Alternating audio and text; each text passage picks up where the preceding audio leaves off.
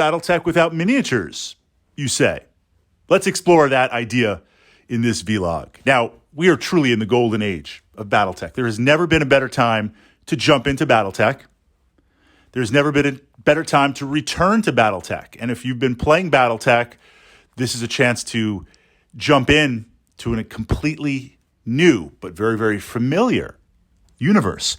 We've got the Catalyst Plastics, absolute fantastic mechs back in print.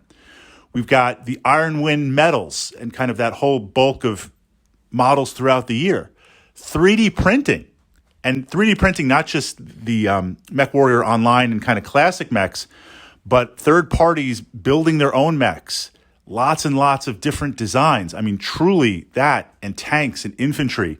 From a visual perspective game, Battletech has never been better. But if we go back to the history of time, jumping in, when I started Battletech, it was the core set and, of course, City Tech. You had the hex map, and I had cardboard standees in color. The front of the mech looked like the front of the mech. The back of the mech looked like the back of the mech. And you had a little token counter that you could put on the hex to represent what that mech belonged to, which house, or you kind of slipped it in the little stand holder. Visually, it looked good. Visually, it worked. I mean, if you think about it, not that we want to throw out the narrative, Battletech is a hex-based position type war game. You could very well just play with counters.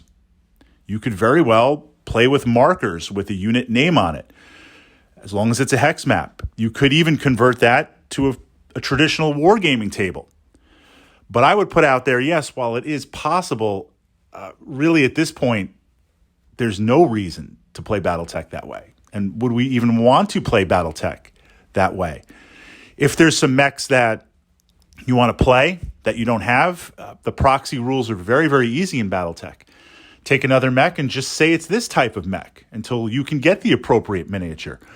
But even that has been completely removed because, again, with the 3D printing and all the different mech designs out there, truly, even some of the really, really obscure later mech builds, they're out in the wild. They're there to add to your collection.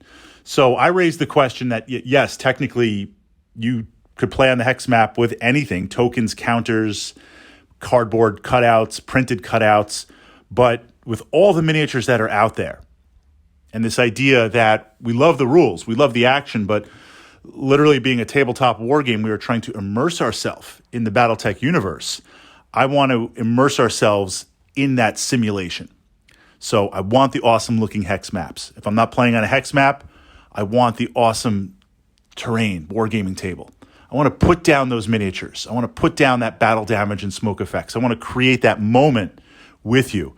So I would say, if there was such a standard in Battletech, I would say the standard is, at this point, especially with the Catalyst Plastics, to absolutely play with miniatures.